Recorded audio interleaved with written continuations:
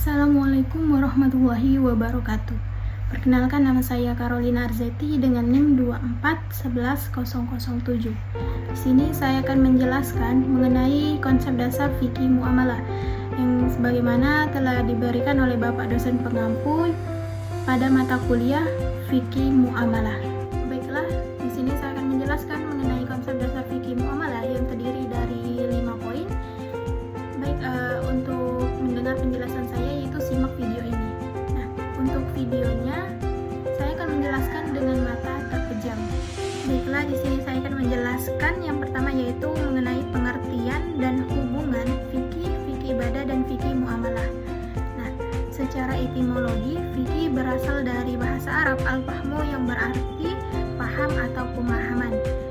Fikih adalah mengetahui hukum-hukum syar'i secara terperinci dengan memahami dalil-dalil dan dasar-dasar syar'i yang berasal dari Al-Quran, Sunnah, Ijma', Qiyas, dan sebagainya tentang suatu hal.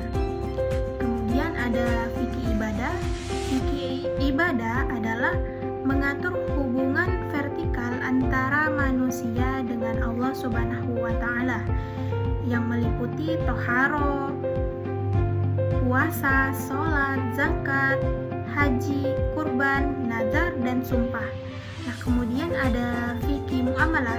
Fikih muamalah adalah mengatur hubungan horizontal antar manusia seperti transaksi jual beli, perkawinan, hak ahli waris, dan interaksi sosial ekonomi lainnya. Nah, hubungan antar ketiganya, fikih mencangkup dua hal. Yang pertama yaitu ada fikih ibadah dan fikih muamalah. Nah, fikih ibadah yaitu lebih mementingkan